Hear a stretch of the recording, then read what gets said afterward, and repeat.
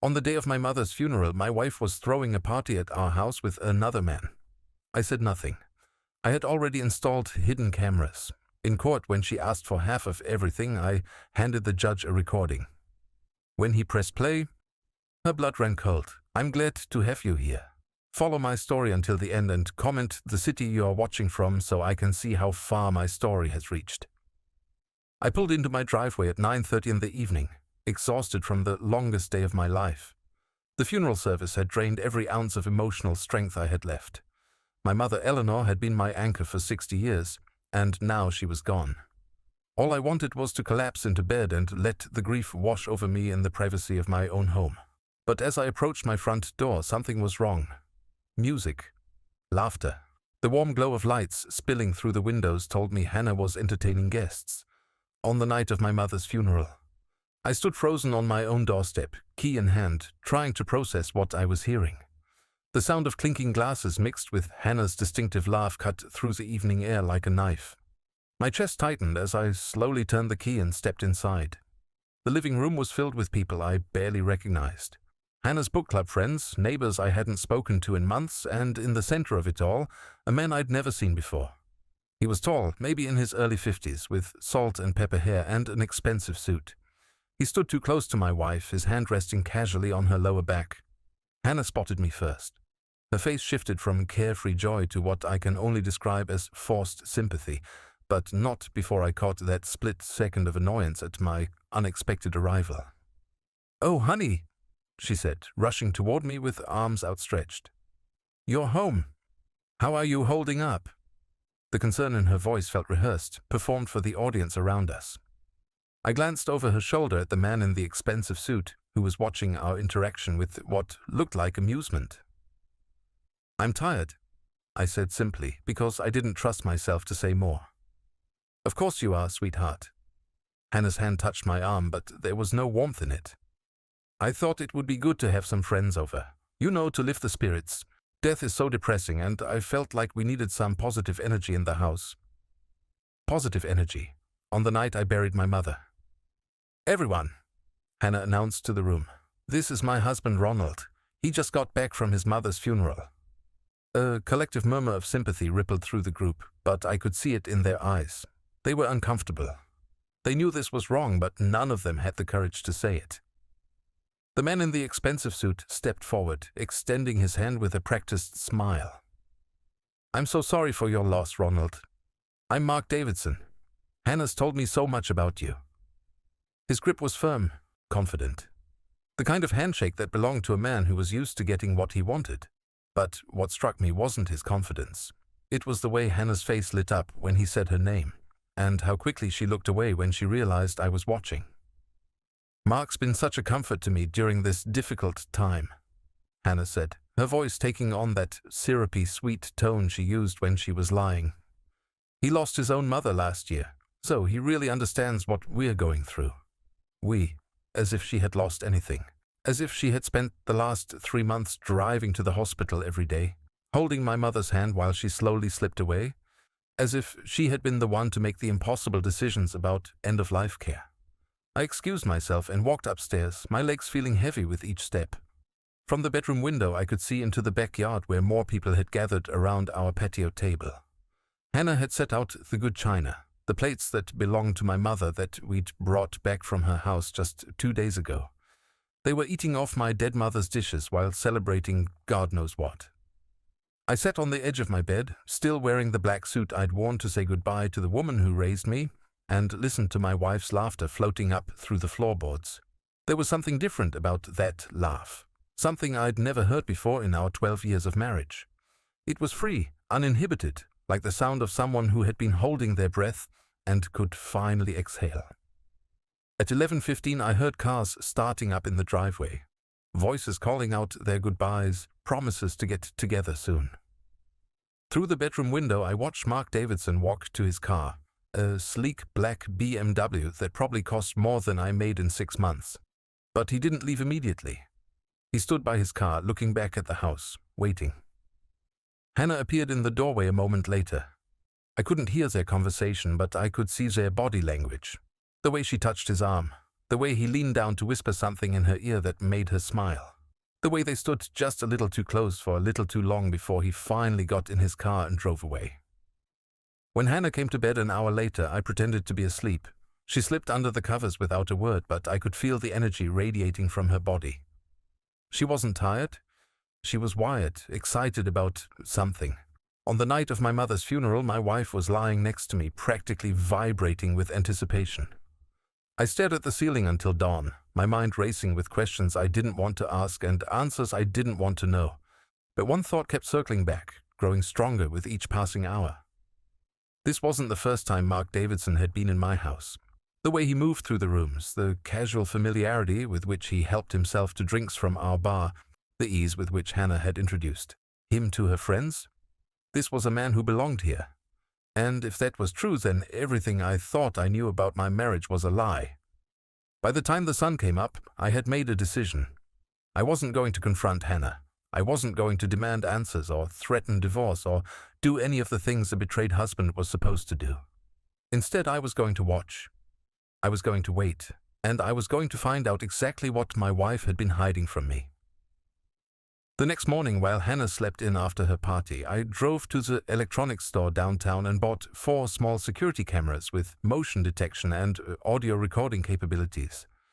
The salesman assured me they were virtually invisible once installed and could be monitored remotely from my phone. When I returned home, Hannah was in the shower. I had maybe 15 minutes before she came downstairs expecting breakfast and sympathy for her imaginary hangover. I worked quickly, installing cameras in the living room, kitchen, hallway, and her home office. Each one perfectly positioned to capture not just images, but conversations, movements, the subtle interactions that would tell me who my wife really was when she thought no one was watching. As I finished connecting the last camera to the wireless network, I heard the shower turn off upstairs. Hannah would be down soon, ready to play the role of the grieving daughter-in-law, the supportive wife helping her husband through his darkest hour. But now I would see her when the mask came off. I deleted the purchase history from my phone and threw away the packaging from the cameras. Then I went to the kitchen and started making coffee, just like I did every morning. Just like the devoted husband I had always been. But something fundamental had shifted inside me during that long, sleepless night. The man who had left for his mother's funeral yesterday morning was gone, buried alongside Eleanor in that cold cemetery plot. The man who remained was someone new, someone willing to be patient, to plan, to wait for the perfect moment to discover the truth. And as Hannah's footsteps echoed on the stairs above me, I smiled for the first time in weeks, because I finally had a purpose again. I was going to find out who Mark Davidson really was and exactly how long my wife had been lying to me. The coffee finished brewing just as Hannah entered the kitchen, wrapped in her silk robe, hair still damp from the shower. She looked beautiful, as she always did, but for the first time in 12 years, her beauty left me completely cold. "Good morning, sweetheart," she said, kissing my cheek. "How did you sleep?" "Like the dead," I replied, pouring her coffee into the mug that had been my mother's favorite. Hannah didn't even notice the irony. 3 weeks had passed since the funeral, and the cameras had become my silent companions, watching when I couldn't, recording when I wasn't there. Every morning after Hannah left for her yoga class, at 10 I would review the footage from the previous day. What I discovered was far worse than I had imagined. The first recording that made my blood run cold was from a Tuesday afternoon. I had been at the doctor's office, following up on some tests my physician had ordered after I'd lost 15 pounds during my mother's illness. Hannah knew exactly when I'd left and when I'd be back. The moment my car pulled out of the driveway, her phone was in her hand. "He's gone," she said, her voice light and excited. "You can come over now." 22 minutes later, Mark Davidson's black BMW pulled into my driveway. He didn't park on the street like a visitor. He parked right where I usually put my car, as if he belonged there. I watched through the camera as Hannah opened the door before he even knocked. She was wearing the red dress I'd bought her for our anniversary last year, the one she claimed was too fancy for everyday occasions. But apparently it wasn't too fancy for Mark. "Miss me?" he asked, wrapping his arms around her waist and lifting her off the ground. "Always," she whispered back, and then they kissed. Not the polite peck of friends, but the desperate, hungry kiss of lovers who had been apart too long. I had to stop the recording 3 times before I could watch the rest. Each time I pressed play, the betrayal felt fresh, like a physical blow to my chest. But I forced myself to continue watching because I needed to see everything. They moved to the living room where Hannah poured wine from a bottle I didn't recognize. Expensive wine, judging by the way Mark admired the label. They sat on my couch, her legs draped across his lap, talking and laughing like they'd been together for years. "How long do you think he'll need to grieve?" Mark asked, running his fingers through Hannah's hair. "A few more weeks, maybe a month," Hannah replied, taking a sip of wine. "He's very close to his mother. Was very close. God, I thought she'd never die." My hands shook as I gripped my phone. Hannah had visited my mother in the hospital exactly 3 times in her final months, and each visit lasted less than 15 minutes. She'd claimed the antiseptic smell made her nauseous, that seeing Eleanor so weak was too upsetting for her sensitive nature. I'd believed her. I'd even felt guilty for asking her to visit more often. "Poor Ronald," Mark said, but his tone was mocking rather than sympathetic. "Still has no idea what's going on right under his nose." "He's completely clueless," Hannah agreed. "Yesterday he thanked me for being so supportive during this difficult time. If he only knew how supportive I've been to you." They both laughed at that, a shared joke at my expense. I wanted to throw the phone across the room, but I forced myself to keep watching. "When are you going to tell him?" Mark asked. Hannah was quiet for a moment, swirling her wine thoughtfully. "Soon. I'm just waiting for the right moment. He needs to process his grief first, and then I'll sit him down and explain that our marriage has run its course, that we've grown in different directions. All that therapeutic nonsense that makes divorce sound like personal growth instead of what it really is." "And he'll just accept that?" "Ronald's always been passive. He doesn't fight for anything. He'll probably be relieved, honestly. I haven't exactly been hiding my disinterest in this marriage lately." That was true. Over the past year, Hannah had become increasingly distant. Fewer conversations over dinner, separate bedrooms citing my snoring, declined invitations to events she used to enjoy. I'd attributed it to stress from her job, the natural ebb and flow of a long marriage, the approaching reality of my mother's declining health. I told myself it was temporary, that we'd reconnect once life calmed down, but there was no stress at her job. There was no natural ebb and flow. There was only Mark Davidson and the life she'd been building with him while I focused on my dying mother. "What about the house?" Mark asked. "Oh, we'll sell it. Ronald will want to downsize anyway, especially after what happened to his mother. All those medical bills probably wiped out most of his savings." I paused the recording, my heart pounding. Medical bills? My mother had excellent insurance, and I had been careful to handle all of her expenses within the coverage limits. There had been some out-of-pocket costs, maybe $3,000 total, hardly enough to impact our savings. But Hannah didn't know that because she'd never bothered to ask about the financial details. She'd simply assumed I was struggling and planned her future accordingly. I resumed the recording, dreading what else I might hear.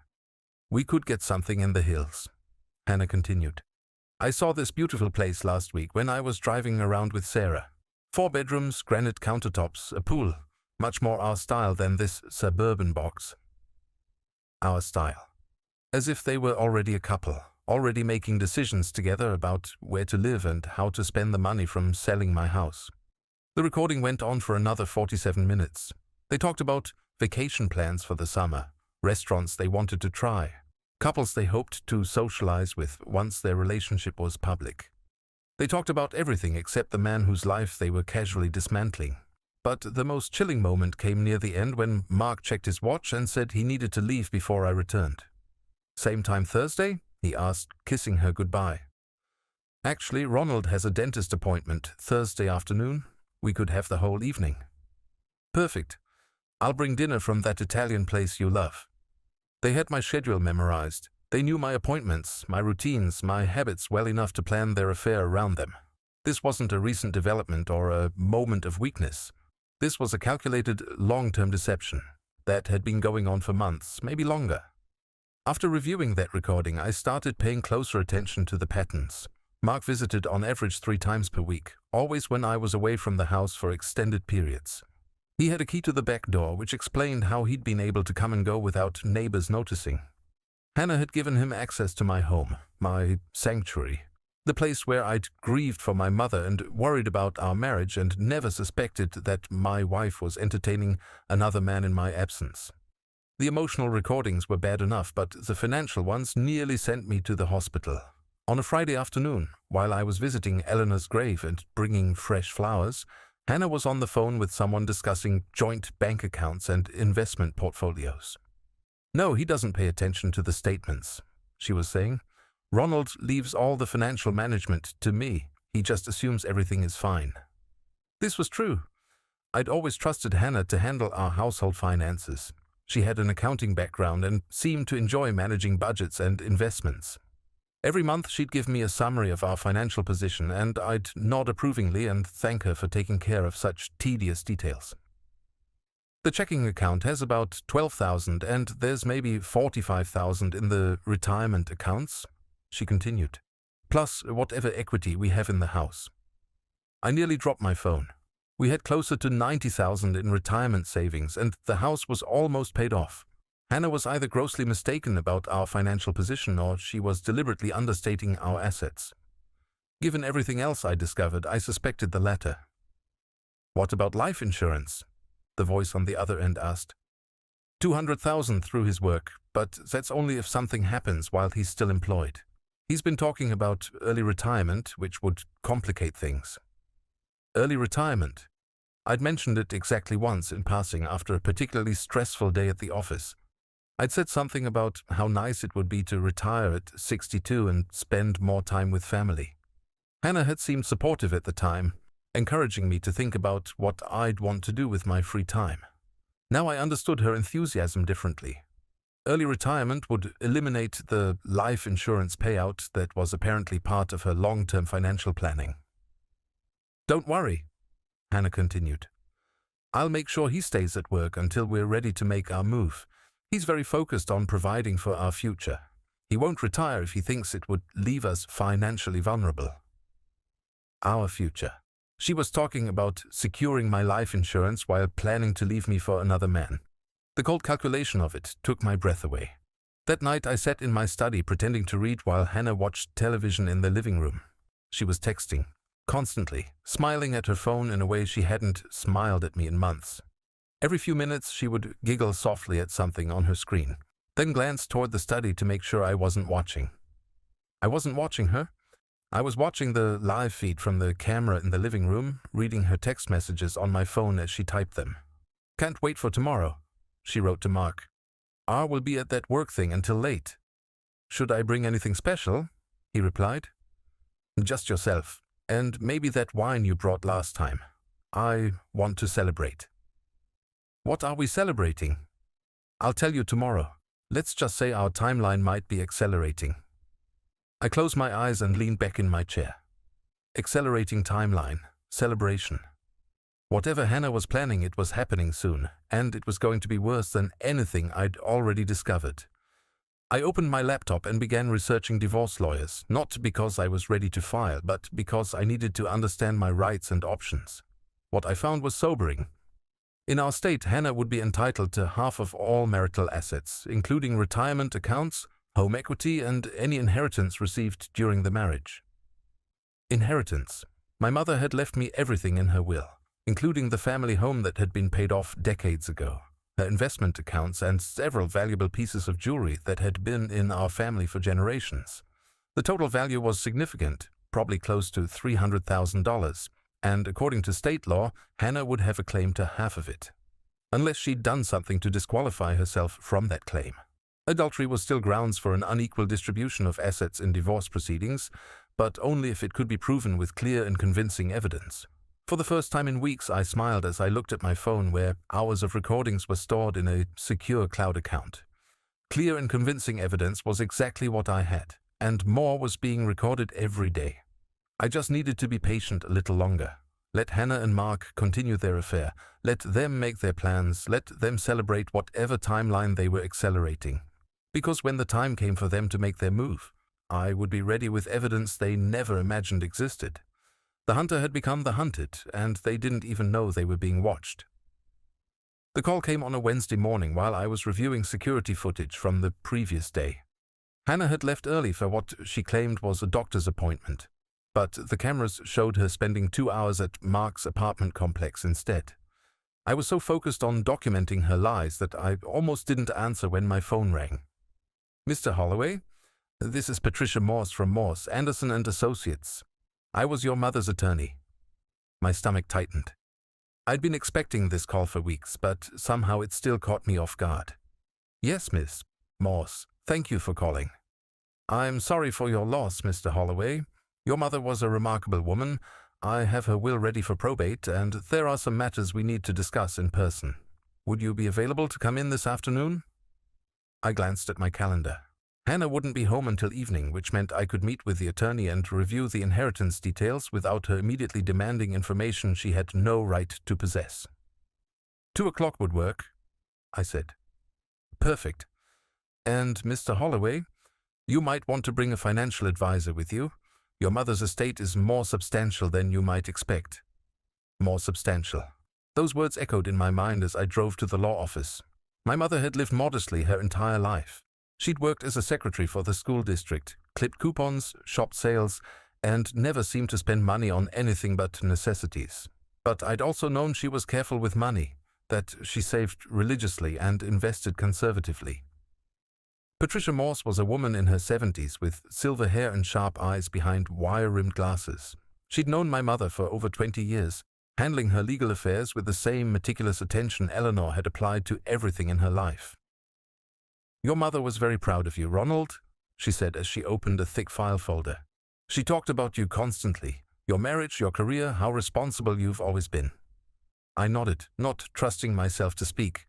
The grief was still too raw, too close to the surface. "She was also very concerned about protecting what she'd built," Miss Morse continued.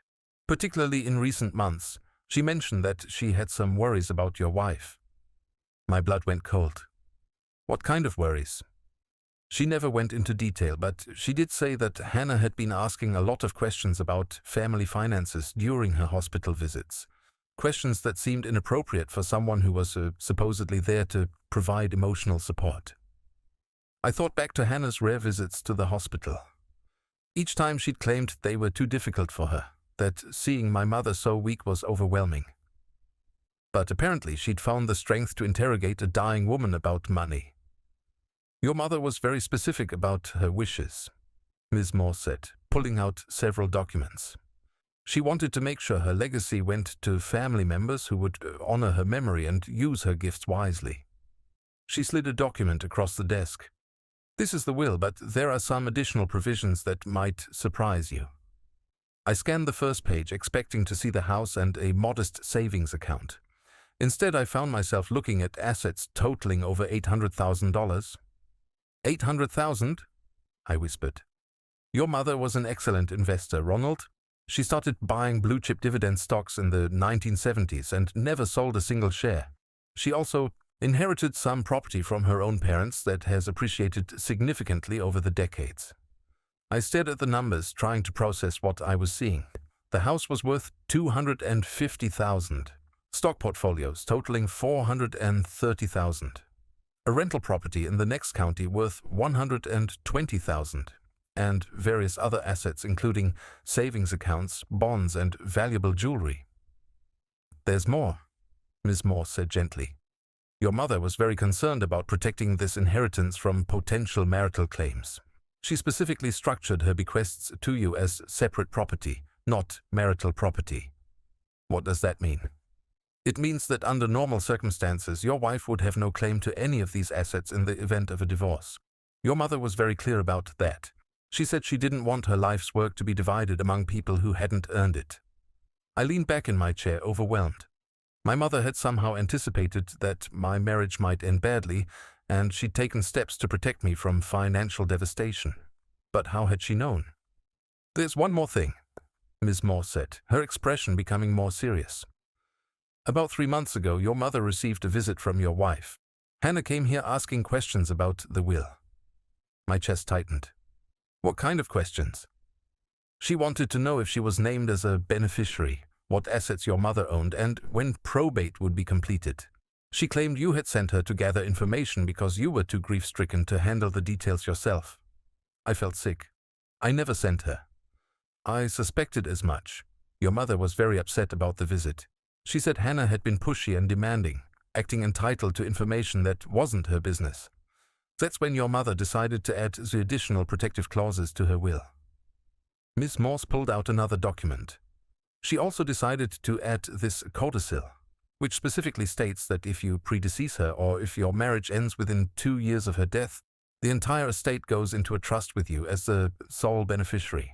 Hannah would receive nothing, regardless of circumstances. 2 years. My mother had been protecting me from a divorce she somehow sensed was coming, and she'd given me a timeline to work within. If Hannah left me within the next 18 months, she would lose any potential claim to the inheritance. But if she waited longer than that, she might be able to argue that the protective clauses no longer applied. Did my mother say anything else about Hannah? I asked. Miss Morse hesitated. She mentioned that Hannah had been asking very specific questions about your employment benefits, particularly your life insurance policy. She also asked when you might retire and whether that would affect your financial security. Life insurance, retirement, the same topics I'd heard Hannah discussing in her recorded phone calls. My mother had recognized the signs of someone planning for financial advantage, and she'd taken steps to prevent it. There's one final provision I need to explain, Ms. Morse said. Your mother left instructions that you were to receive all of this information privately, without your wife present. She specifically requested that Hannah not be informed about the full extent of the inheritance until all legal proceedings were complete. I nodded, understanding the wisdom of that request. If Hannah knew about the $800,000, she might accelerate whatever timeline she and Mark were discussing. She might push for divorce immediately while believing she could still claim half of everything. How long before probate is finalized? I asked.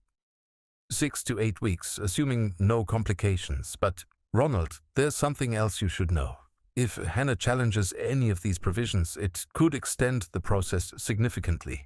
Your mother anticipated that possibility and included a clause stating that anyone who contests the will forfeits any claim to the estate.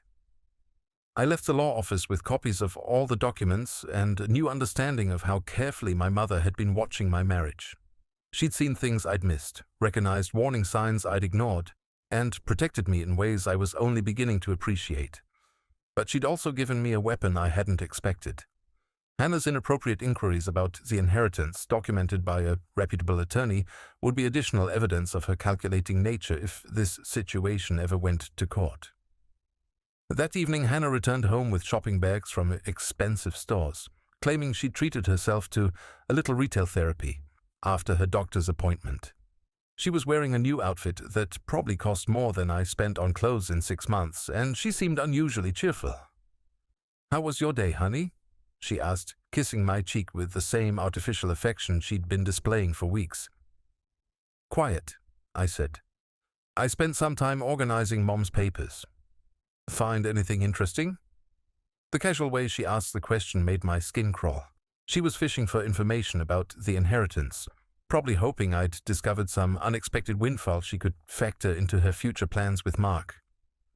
"Just old bank statements and medical records," I lied. "Nothing valuable." She nodded, but I could see the disappointment in her eyes. She'd been expecting news about money, assets she could claim or at least count on during divorce proceedings. "Well, I'm sure there will be something," she said with forced optimism. "Your mother was always so careful with money." That night I lay awake thinking about my mother's final gift to me. She'd left me not just financial security, but the knowledge that someone had seen through Hannah's facade and taken steps to protect me. Eleanor had recognized the signs of a woman planning to leave her husband, and she'd made sure Hannah would gain nothing from abandoning me. But the real revelation was understanding how long Hannah had been planning this betrayal. Her visit to the attorney hadn't been a spontaneous decision. She'd been gathering intelligence, calculating potential gains, treating my mother's impending death as a business opportunity rather than a family tragedy. The next morning I reviewed the security footage from the previous day and found exactly what I'd expected. While I was learning about my inheritance, Hannah had been at Mark's apartment, probably celebrating what she assumed would be her share of whatever my mother had left behind. In the recording from that evening, after she'd returned home with her expensive purchases, I watched her text Mark about her successful shopping trip and how she was investing in their future wardrobe. She was spending money she didn't have on clothes for a life she was planning to steal from me, but thanks to my mother's foresight and my hidden cameras, Hannah was about to discover that some thefts came with consequences she'd never imagined. The inheritance changed everything. It gave me financial independence and legal protection, but more importantly, it showed me that I wasn't alone in this fight. My mother had seen the truth about Hannah and had given me the tools to defend myself. Now I just needed to decide when and how to use them. The conversation I'd been dreading came on a Saturday morning in early October, exactly 6 weeks after my mother's funeral. Hannah had been unusually attentive all week, making my favorite meals, asking about my day, even suggesting we take a weekend trip together. I should have recognized it as the behavior of someone preparing to deliver devastating news, but I was too focused on monitoring her secret life to pay attention to her public performance. She waited until I was settled in my study with my morning coffee, surrounded by the familiar comfort of my books and papers. It was a calculated choice of location. The study was my sanctuary, the place where I felt most secure, which would make her announcement that much more jarring. "Ronald, honey, we need to talk." The tone was gentle but serious, the voice of someone about to discuss something life-changing. I looked up from the newspaper I'd been pretending to read while actually reviewing security footage on my phone. "Of course," I said, setting down my coffee cup. "What's on your mind?" Hannah perched on the edge of the leather chair across from my desk, her hands folded in her lap like a child about to confess to breaking something valuable. But there was nothing childlike about the calculation behind her eyes. "I've been doing a lot of thinking lately," she began. "About us, about our marriage, about where we are headed." I nodded encouragingly, playing the role of the unsuspecting husband while my heart pounded with anticipation. This was the moment I'd been preparing for, the confrontation that would set everything in motion. "I think we need to be honest about what's happened between us," she continued. "We've grown apart, Ronald. We want different things. We've become different people." "Different how?" I asked, so I knew exactly what she meant. She'd become someone who could lie to my face while planning my destruction, and I'd become someone who documented her betrayals while planning my defense. "You're so focused on the past," she said, her voice taking on that therapeutic tone she used when she wanted to sound wise and insightful. "Your mother's death has made you even more withdrawn than usual. You spend all your time grieving instead of looking toward the future." The audacity of using my grief over my mother's death as justification for her affair took my breath away. I gripped my coffee cup to keep my hands from shaking with rage. "And what future are you looking toward?" I asked carefully.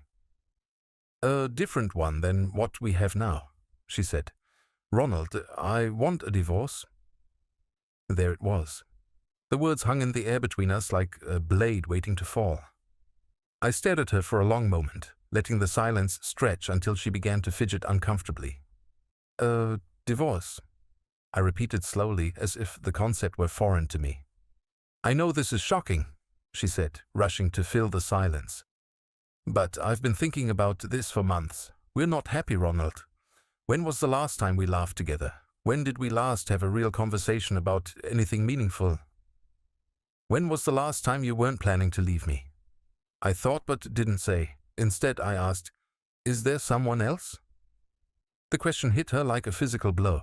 She blinked rapidly, her carefully rehearsed speech momentarily derailed by my directness.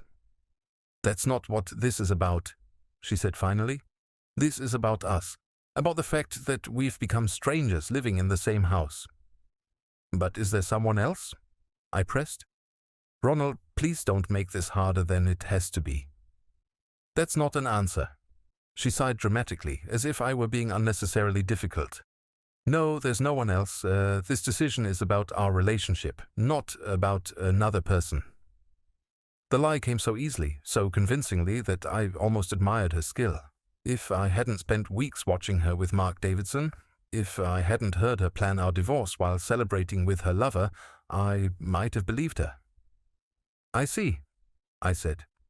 "And you've thought this through completely." You're sure this is what you want? I'm sure. Her relief was palpable. She'd expected me to fight, to plead, to make emotional arguments for saving our marriage. Instead, I was giving her exactly what she wanted with minimal resistance.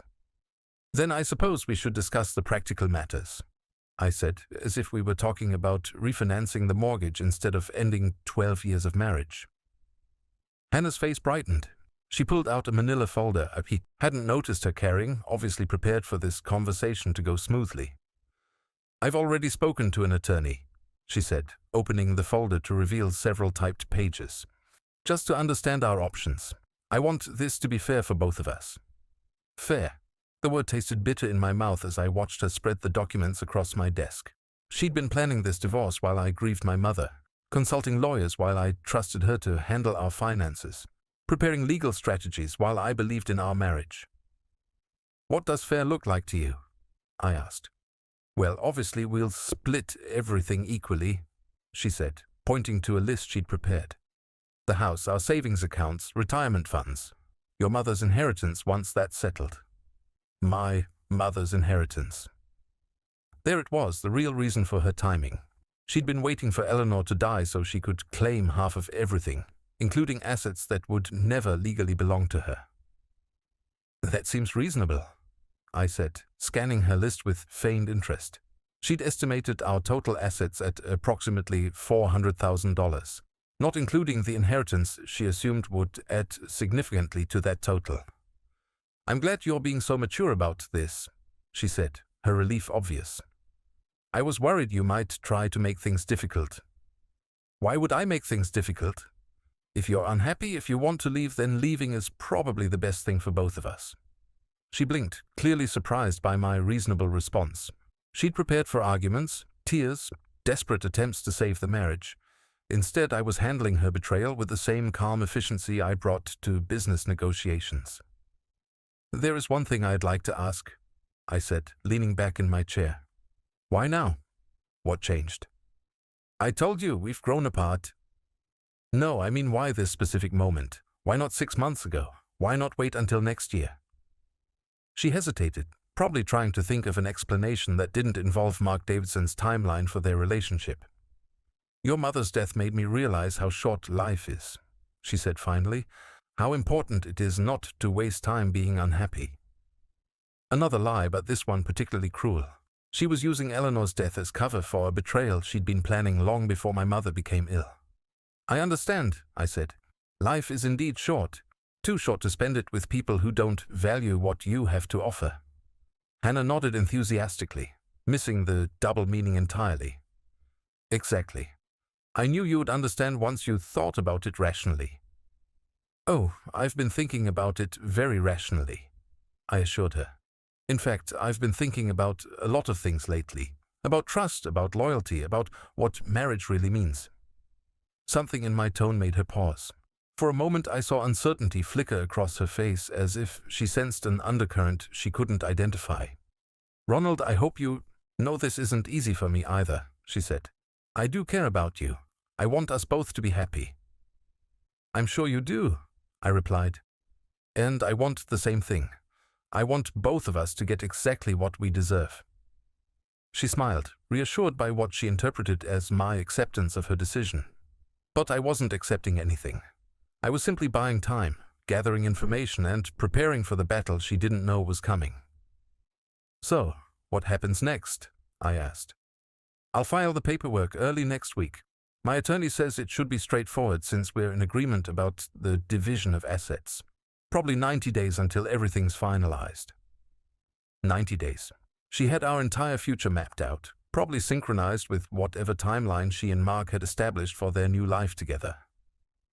And in the meantime, I asked, we continue living here until the house sells. Separate bedrooms, obviously. Just think of it as roommates helping each other through a transition. Roommates. After 12 years of marriage, I'd been demoted to the status of someone who shared expenses while she conducted her affair under my own roof. That seems workable, I said. Really? You're taking this so much better than I expected. Hannah, if you're not happy here, if you've found something better elsewhere, then staying would just be prolonging everyone's misery. The phrase "found something better elsewhere" made her freeze. For a split second, panic flashed across her face, as if she thought I might know about Mark. But then she relaxed, probably assuming I was speaking generally about her future prospects. "Thank you for understanding," she said, gathering up her papers. "I know this is hard, but I really think it's for the best." After she left the study, I sat alone with my coffee and thought about the performance I'd just witnessed. Hannah had delivered her divorce demand with the confidence of someone who believed she held all the cards. She'd calculated our assets, consulted an attorney, and planned our future without considering the possibility that I might have plans of my own. But I did have plans. I had security footage proving her affair, legal documents protecting my inheritance, and a growing understanding of exactly who I'd been married to for 12 years. Hannah thought she was getting half of everything by abandoning our marriage. Instead, she was about to discover that some betrayals came with consequences she'd never imagined. That night, I reviewed the day's security footage and found exactly what I'd expected. Within an hour of our conversation, Hannah had called Mark to share the good news. She was animated, excited, celebrating the successful execution of her plan. "He took it better than I thought he would," she told him. "Almost like he was relieved. I think he's been just as unhappy as I have." "So it's really happening?" Mark asked. "It's really happening. 90 days and we're free. Free to be together, without all this sneaking around. Free!" The word echoed in my mind as I watched them plan their liberation from the marriage they'd been systematically destroying. They had no idea that their freedom was about to come with a price neither of them had calculated. I opened my laptop and began researching the best divorce attorneys in the city. Not because I wanted to fight Hannah's filing, but because I wanted to make sure I had the best possible representation when the truth finally came out. Hannah had started this war with her betrayal. Now it was time to finish it with evidence she never knew existed. 3 months after Hannah filed for divorce, we sat in a sterile conference room adjacent to Judge Margaret Chen's courtroom, waiting for our case to be called. Hannah looked confident in her navy blue suit, her lawyer beside her shuffling through papers with practiced efficiency. She'd spent the morning texting, probably with Mark, updating him on what she expected to be a routine hearing that would finalize the division of our assets. My own attorney, David Morrison, was a sharp man in his 50s who specialized in complex divorce cases. When I'd first contacted him, I'd simply said I needed representation in an uncontested divorce. I hadn't mentioned the recordings or the inheritance details. I wanted to save those revelations for maximum impact. "Mr. Holloway," David had said during our initial consultation, "your wife's filing seems straightforward, but I always recommend that my clients be completely honest about any complications that might arise." "There might be some complications," I'd admitted, "but I prefer to address them if and when they become relevant." Now sitting in that conference room, I felt the weight of the flash drive in my jacket pocket. Hours of recordings, financial documents, legal papers documenting Hannah's systematic betrayal of our marriage. Evidence she had no idea existed. Hannah's attorney, Margaret Walsh, was a woman who specialized in securing favorable settlements for wives in divorce proceedings. She'd built her reputation on portraying her clients as the victims of neglectful or financially controlling husbands. It was probably the perfect strategy for most cases, but she didn't know what kind of evidence was waiting to be revealed. "Mrs. Holloway has been very reasonable in her requests," Walsh said to David as we waited. "She's asking for exactly half of all marital assets, which is standard in no-fault divorces. There shouldn't be any complications." Hannah nodded, playing the role of the long-suffering wife who just wanted a fair settlement so she could move on with her life. She'd even managed to look slightly sad, as if ending our marriage was a difficult decision rather than the culmination of months of planning with her lover. "My client is also willing to be reasonable," David replied carefully, "though we may need to discuss some details about asset classification and the timeline of certain financial decisions." Something in his tone made Walsh frown slightly, but before she could ask for clarification, the bailiff called our case. Judge Chen was a no-nonsense woman in her early 60s who'd been hearing divorce cases for over 20 years. She'd seen every possible variation of marital breakdown and had little patience for unnecessary drama or legal gamesmanship. "This appears to be an uncontested divorce with an agreement on asset division," she said, reviewing the paperwork. "Mrs. Walsh, please present your client's position." Walsh stood and delivered a polished presentation about Hannah's contributions to our marriage, her reasonable expectations for the future, and her desire to resolve everything amicably. She painted a picture of a woman who'd supported her husband through difficult times and now deserved her fair share of what they'd built together. Mrs. Holloway worked part-time to support the household while managing the family finances, Walsh explained. She was particularly supportive during Mr. Holloway's mother's recent illness and death, providing emotional care while he focused on his career. I nearly laughed at that characterization. Hannah's emotional care had consisted of 3 brief hospital visits and a party on the night of the funeral, but I remained silent, knowing my turn was coming. Mrs. Holloway is requesting 50% of all marital assets, Walsh continued. This includes the family home, retirement accounts, savings, and any inheritance received during the marriage. The total value is approximately $400,000, plus whatever amount comes from the recent inheritance from Mr. Holloway's mother. Judge Chen nodded and turned to David. Mr. Morrison, does your client contest any of these claims? David stood, his expression calm but determined. Your Honor, my client does not contest the divorce itself, but there are significant issues with Mrs. Holloway's characterization of the marriage and her entitlement to certain assets. Hannah shifted uncomfortably in her chair. This wasn't part of her script. What kind of issues? Judge Chen asked. Issues related to marital conduct that may affect asset distribution, Your Honor, and issues related to the classification of inherited property under state law. Walsh stood quickly. Your Honor, this is the first we are hearing of any contested issues. Mr. Morrison's client agreed to an amicable settlement. My client agreed to a fair settlement, David corrected. But fairness depends on all parties being honest about their conduct during the marriage. Judge Chen leaned back in her chair. Mr. Morrison, what exactly are you alleging? Adultery, Your Honor. Extensive, documented adultery that continued throughout Mrs. Holloway's preparation for this divorce filing. The word hit the courtroom like a thunderclap. Hannah's face went white, her confident posture crumbling as she realized this hearing was not going to proceed as planned. That's a serious allegation, Judge Chen said. Do you have evidence to support it? David reached for his briefcase and pulled out a thick folder. Extensive evidence, Your Honor.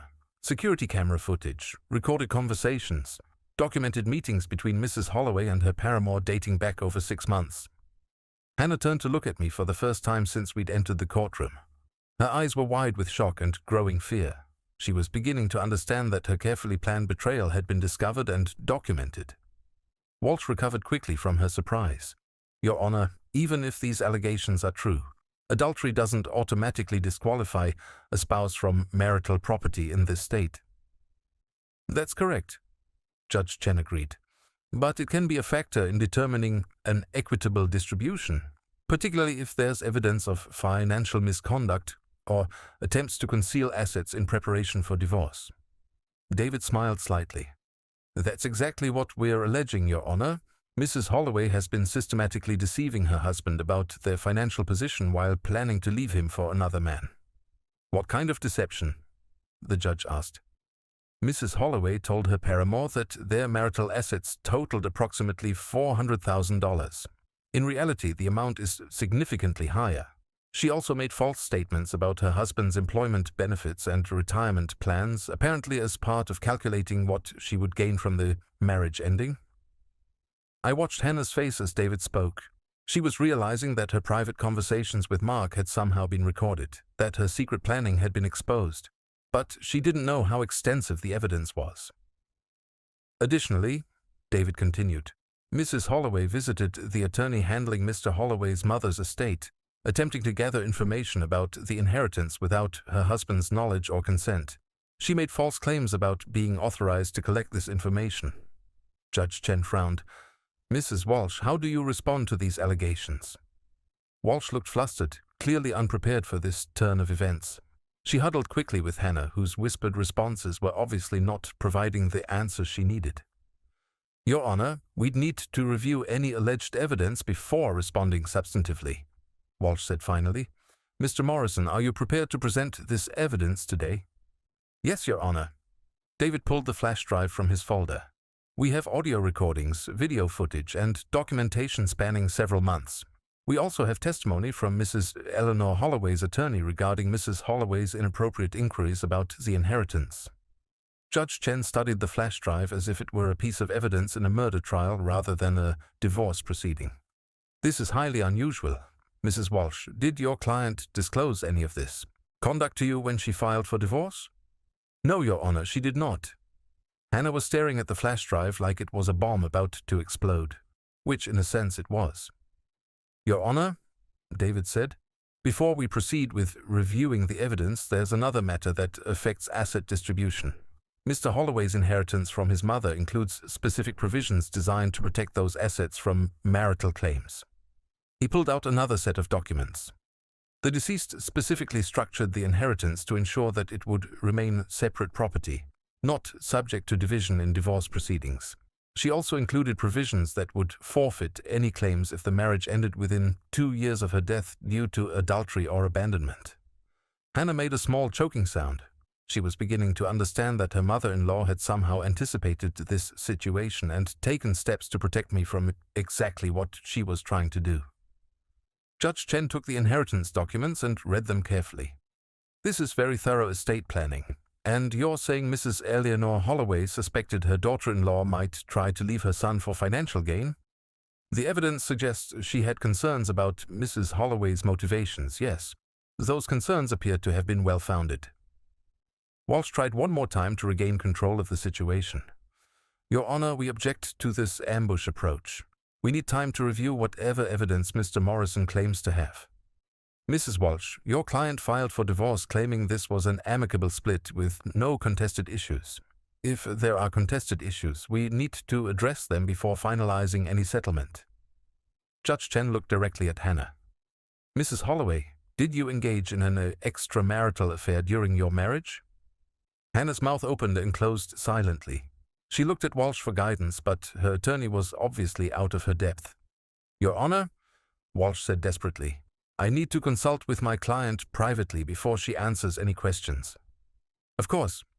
We'll take a 15-minute recess. When we return, I want to review Mr. Morrison's evidence, and I want honest answers from both parties about what's really been happening in this marriage.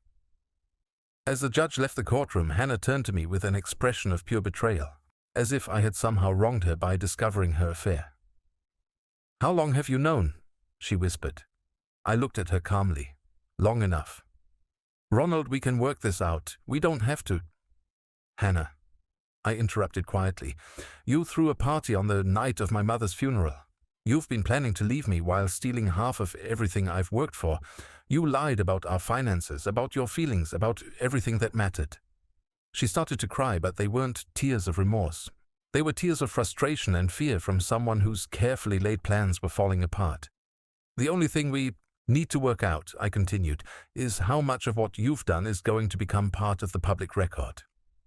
When court resumed, Judge Chen was going to hear evidence that would destroy Hannah's claims to any marital property and expose the calculating nature of her betrayal. The flash drive in David's hand contained enough proof to ensure that Hannah's attempt to profit from abandoning our marriage would fail completely. For the first time in months, I felt something approaching peace. The truth was finally going to be told. When we returned to the courtroom after the recess, Hannah looked like a different person. The confident woman who'd walked in expecting to claim half of everything had been replaced by someone who understood that her carefully constructed lies were about to be exposed to a judge who had no tolerance for deception. Judge Chen settled behind her bench and looked directly at my attorney. Mr. Morrison, I'm ready to review your evidence. David connected his laptop to the courtroom's display system and inserted the flash drive. Your Honor, what you are about to see and hear represents months of documented adultery and financial deception. The first recording filled the courtroom. Hannah's voice, clear and unmistakable, telling Mark Davidson that her husband was completely clueless and that she was just waiting for the right moment to divorce me. Her laughter as she mocked my grief over my mother's death echoed off the courtroom walls. I watched Hannah's face as she heard her own words played back. She closed her eyes, her hands clenched in her lap, probably hoping this was some kind of nightmare she could wake up from. The recording continued with their discussion of our house, their plans to buy something more their style with the money from selling my home, and Hannah's casual dismissal of the man she'd promised to love and honor until death do us part. Judge Chen's expression grew more severe with each revelation. When the recording reached Hannah's comment about my mother taking too long to die, the judge actually winced. "That's enough of that segment," Judge Chen said. "What else do you have?" David switched to video footage. The screen showed Hannah opening our front door to Mark Davidson while I was at my mother's funeral. The timestamp proved she'd been entertaining her lover while I was laying my mother to rest. "This is from the day of Mrs. Eleanor Holloway's funeral," David explained. "As you can see, Mrs. Holloway was hosting her paramour in the marital home during her husband's time of grief." Walsh tried to object. "Your Honor, the privacy violations involved in obtaining this evidence were completely legal," Judge Chen interrupted. "Mr. Holloway was recording activities in his own home. Continue, Mr. Morrison." The evidence continued for nearly an hour. Recordings of Hannah planning our divorce while celebrating with Mark. Video of their intimate moments in my living room. Audio of her phone conversations discussing my life insurance benefits and retirement plans as if they were assets in a business deal rather than the security of a man she'd promised to love. But the most damaging evidence came from the recordings of Hannah's calls to Mark about the inheritance. Her voice calculating and cold, discussing how much money she expected to gain from my mother's death and how to maximize her claims during divorce proceedings. "As you can hear, Your Honor," David said, "Mrs. Holloway was treating her husband's grief and her mother-in-law's death as financial opportunities rather than family tragedies." Judge Chen had heard enough. "Mrs. Walsh, does your client wish to contest the authenticity of any of this evidence?" Walsh looked at Hannah, who slowly shook her head. There was no point in denying what was clearly her voice, her image, her words planning the systematic destruction of our marriage. "No, Your Honor," Walsh said quietly. "Mrs. Holloway," Judge Chen said, addressing Hannah directly, "do you have anything to say in response to this evidence?" Hannah started to stand, then seemed to think better of it. When she spoke, her voice was barely above a whisper. "I made mistakes, I was unhappy, and I made very poor choices." "Poor choices," the judge repeated. "Mrs. Holloway, what I've seen here isn't poor judgment. This is calculated deception, financial manipulation, and a complete betrayal of marital vows. You were planning to profit from your husband's mother's death while mocking his grief." Hannah began crying again, but Judge Chen showed no sympathy. "Mr. Morrison, you mentioned additional evidence regarding the inheritance?" David presented the documents from my mother's attorney, including Patricia Morse's written statement about Hannah's inappropriate visit and her attempt to gain unauthorized information about the estate.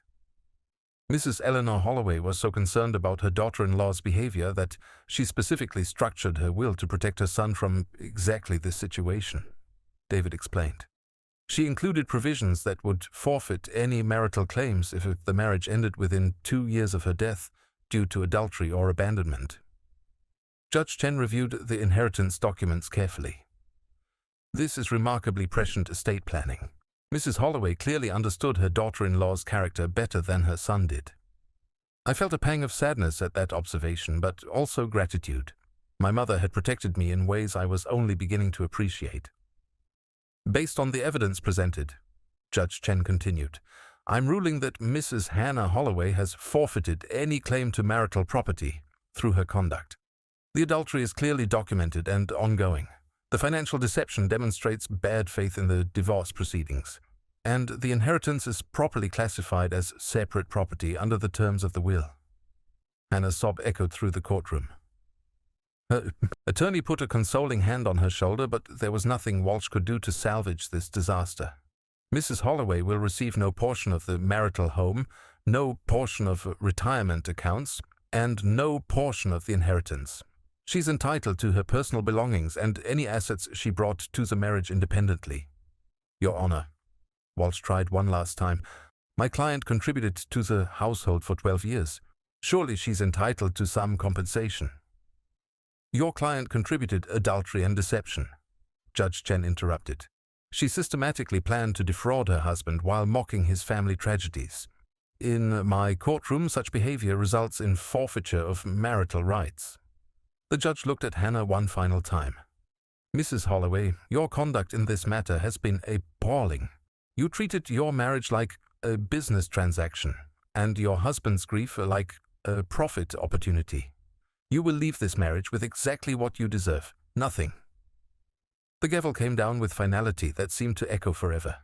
As we left the courtroom, Hannah tried to approach me one last time. "Ronald, please, we can talk about this. I know I made mistakes, but—" "Hannah," I said quietly, "you didn't make mistakes. You made choices. You chose to betray our marriage, you chose to mock my mother's death, and you chose to try to steal what wasn't yours. Now you have to live with the consequences of those choices." Her face crumpled, but I felt no satisfaction in her pain. I felt nothing at all. 6 weeks later, I stood in my kitchen making coffee in the early morning silence. The house was mine now, officially and completely. Hannah had moved out immediately after the court hearing, taking only her clothes and personal items. She'd left no forwarding address, and I hadn't asked for one. The inheritance from my mother had been finalized, adding $800,000 to my assets along with a rental property that provided monthly income. I was financially secure in ways I'd never imagined possible, but more importantly, I was free from the weight of deception that had nearly crushed me. I'd heard through mutual acquaintances that Hannah's relationship with Mark Davidson had ended badly within a month of our divorce. Apparently, Mark had been less interested in her company once she had no money to bring to the relationship. The woman who'd calculated every aspect of her betrayal had failed to calculate the loyalty of a man who'd helped her cheat. My phone buzzed with a text from my neighbor, Mrs. Patterson, who'd become an unexpected friend during the months of upheaval. "Coffee this afternoon? I made that apple cake you liked." I smiled as I typed back my acceptance. Mrs. Patterson was a widow in her 70s who'd recognized the signs of a man rebuilding his life. She'd offered friendship without judgment and companionship without complications.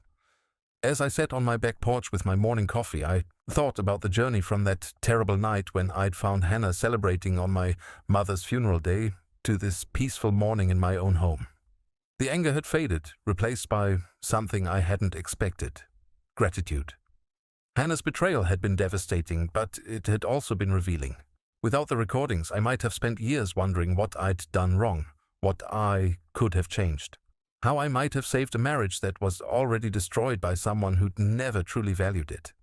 Instead, I knew the truth.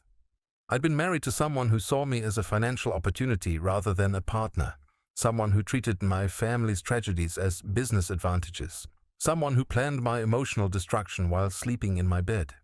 But I'd also discovered that I was stronger than I'd known, that patient enough to gather evidence, wise enough to protect my interests, and resilient enough to rebuild my life from the foundation of truth rather than the quicksand of deception. My mother's final gift hadn't just been financial security.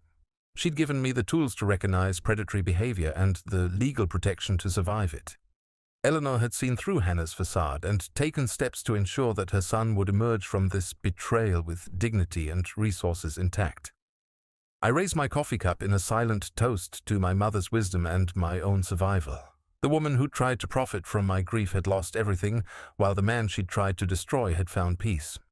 Sometimes justice isn't about punishment or revenge. Sometimes it's simply about truth prevailing over deception and genuine love protecting against calculated betrayal. My mother had loved me enough to anticipate Hannah's treachery and shield me from it. That love had proven stronger than any scheme my ex-wife could devise. As the sun rose higher and the morning grew warmer, I went inside to plan my day. There was a garden to tend, books to read, and a life to live on my own terms. For the first time in years, every choice I made would be mine alone, unfiltered by the needs or demands of someone who'd never really cared about my well-being. Hannah had taught me that some people view marriage as a transaction rather than a commitment. My mother had taught me that real love protects and preserves rather than exploits and destroys. I knew which lesson I would carry forward and which person I would continue to honor with the life I'd reclaimed from the ashes of betrayal. The house was quiet, but it no longer felt empty. It felt like home again.